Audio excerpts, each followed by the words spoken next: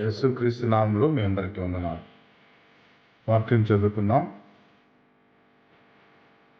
పేతురు రాసిన మొదటి పత్రిక 2వ అధ్యాయం 9వ వచనం.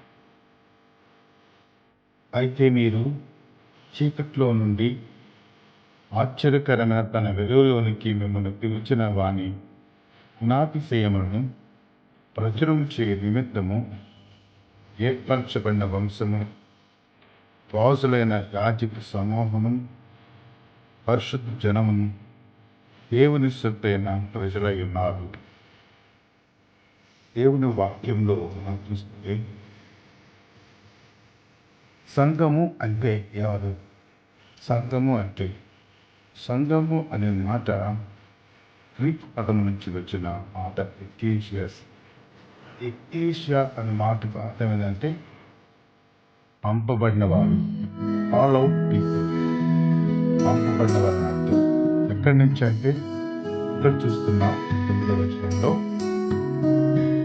మీరు చీకట్లో నుండి ఆశ్చర్యకరమైన తన వెలుగులోనికి మిమ్మల్ని పిలిచిన వారు.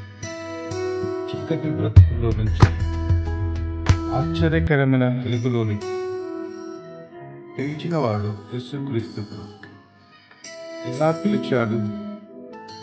తన స్వరక్త నుంచి తన బిడ్డలను కొని చీకట్లో నుంచి వెలుగులోనికి నడిపించి, కనుక చీకటి సంబంధంలో వెలుగు సంబంధులుగా దేవుడు మనల్ని చేశాడు.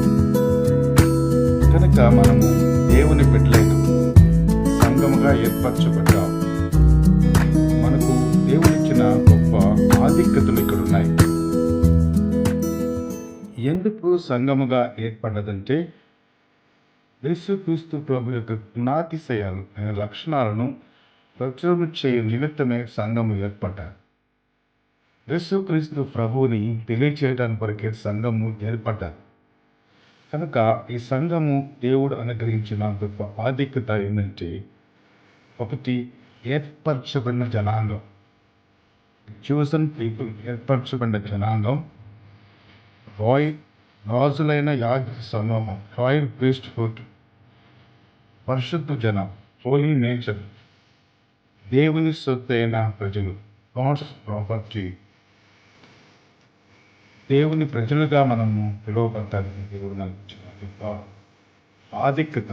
కనుక మనము ఏర్పరచబడిన వారం, రాజులైన యాజక సమూహం, హోలీ నేషన్, చాలా ప్రాముఖ్యమైన పరిశుద్ధమైన జనాంగముగా పిలువబడుతూ దేవుణ్ణి ఆరాధించే వారముగా, స్తుతించే వారముగా, గణపరిచే వారముగా దేవుడు మనల్ని చేశాడు.